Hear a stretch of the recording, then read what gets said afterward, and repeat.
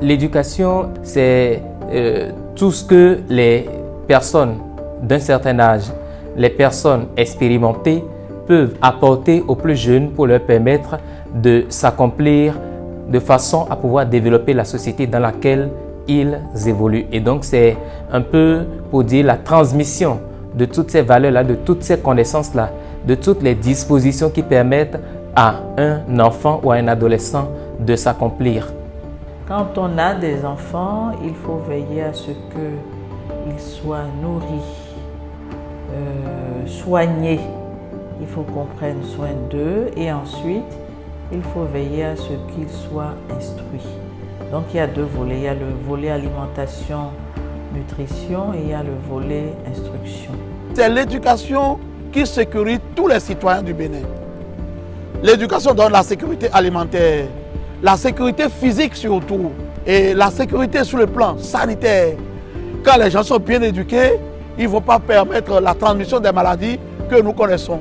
Et quand ils sont bien éduqués et bien formés, ils vont s'occuper de nous, les parents, nous qui sommes les parents, à nos vieux jours. Le droit à l'éducation est l'atteinte des conditions nécessaires, utiles, indispensables pour garantir à tous les enfants l'accès à la connaissance et à l'éducation de façon à leur permettre de s'éclore, et cela sans distinction aucune, ni de sexe, ni de religion, ni de race. Alors, le droit à l'éducation peut être défini comme le droit à la scolarisation.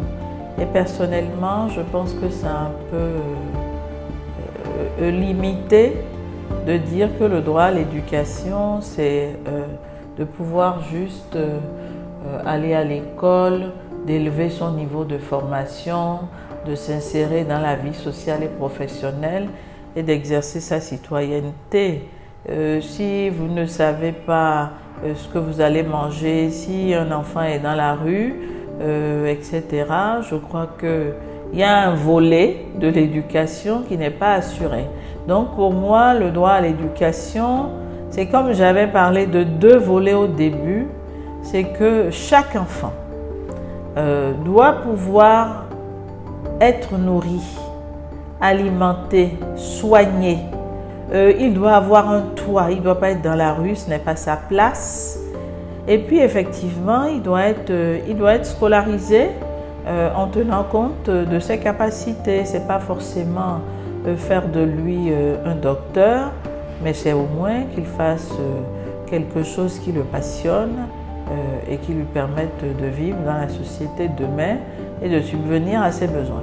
Les parents sont, qu'on le veuille ou non, au cœur du processus éducatif des enfants. Déjà, il faut remarquer que l'éducation part de la maison. C'est d'abord le foyer qui est la première institution devant garantir l'éducation aux enfants. Et donc ça part de la maison. Ensuite, l'école vient compléter ce rôle-là qui est dédié à la maison. Alors, je vais dire que la responsabilité des parents est totale. Parce que d'abord, c'est eux qui font les enfants. Et quand on a un enfant, on a le devoir de s'en occuper. Ça renvoie donc aux droits de l'enfant. Mais tout dépend de la maturité, de la conscience et des moyens que ces parents-là ont pour pouvoir prendre en charge les enfants. Il y a plein de personnes qui ont des enfants et qui ne peuvent pas s'en occuper. Il y avait un travail dans les communautés à la base. Il y avait un peu un accompagnement à la parentalité. Les jeunes parents recevaient toujours la visite de parents, d'oncles, de tantes qui leur disaient comment il fallait éduquer les enfants, etc.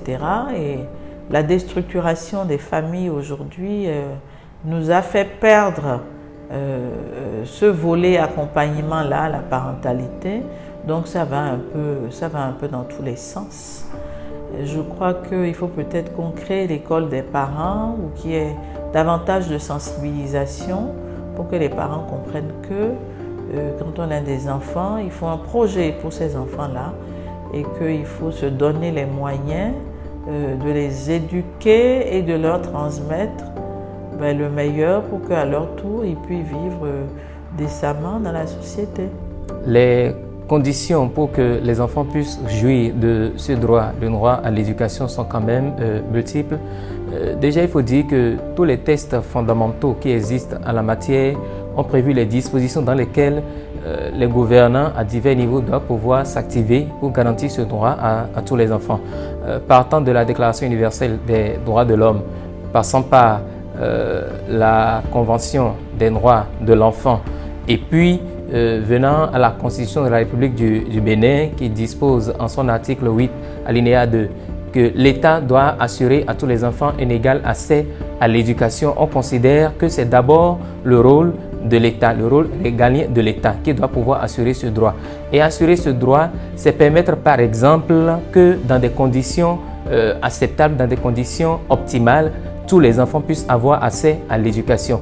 Cela passe d'abord premièrement par la disponibilité des infrastructures de qualité, le recrutement et la formation des formateurs, je vais parler des enseignants, et puis la révision des curricula de formation.